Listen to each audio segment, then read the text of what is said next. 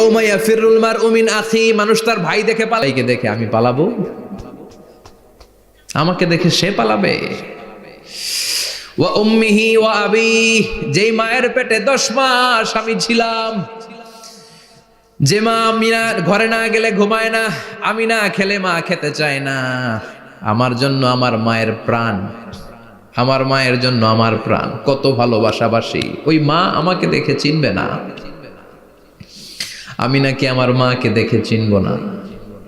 আমি আমার বাবারে দেখে পালাবো। ছোটবেলা থেকে কোলে পিঠে করে আমার বাবা আমারে মানুষ করলো, বাবাকে কত ভালোবাসি, বাবার সাথে কত ভালোবাসার গল্প, এই বাবারে দেখে আমি দৌড় দিব, বাবা আমারে দেখে দৌড়াবে। ওয়া সাহিবাতিহি ওয়া বানি, সাহিবা মানে প্রিয়তমা স্ত্রী, যার সাথে এত ভালোবাসা এত খুনসুটি, তারে দেখে আমি পালাবো।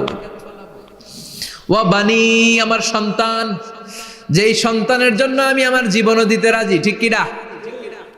সন্তানকে দেখে আমি দৌড়, আব্বু বলে ডাক দিল আমি চিনব না, আমার মেয়েটা আমারে ডাকলে নাকি আমি চিনব না, আমার মেয়েও আমারে চিনবে না। ইয়াউমা ইয়াফিরুল মারউ মিন আখিহি ওয়া উম্মিহি ওয়া আবিহি ওয়া সাহিবাতিহি ওয়া বানিহি লিকুল্লি ইমরিইম মিনহুম ইয়াউমাইযিন শাআনুন ইউগনিহি। বিশ্বনবী বললেন, আয়েশা, সেদিনটা আজকের দিনের মতো নয়, ভয়ঙ্কর একটা দিন হবে। বাবা ছেলেরে চিনবে না, ছেলে বাবার চিনবে না, মা তার মেয়েরে চিনবে না, মেয়ে তার মারে চিনবে না। মা আর মেয়ের ভালোবাসার চেয়ে বড় ভালোবাসা হতে পারে? বাবা ছেলের ভালোবাসার চেয়ে বড় ভালোবাসা? স্বামী স্ত্রীর ভালোবাসার চাইতে বড় ভালোবাসা দুনিয়ায় আছে?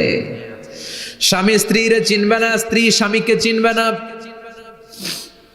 বন্ধু বন্ধুরে চিনবে না, ইমাম সাহেব মুসল্লিরে চিনবে না, মুসল্লি ইমাম সাহেবকে চিনবে না, নেতা কর্মীরে চিনবে না, কর্মী নেতাকে চিনবে না।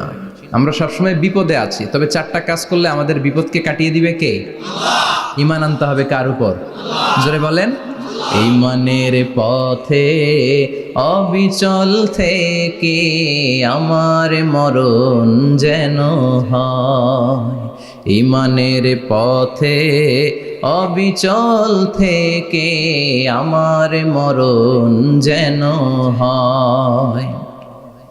তোমারই কাছে মিনতি আমার, তোমারই কাছে মিনতি আমার, মহামহিম দয়াময়, ঈমানের পথে অবিচল থেকে আমার মরণ যেন হয়। পড়েন আমিন।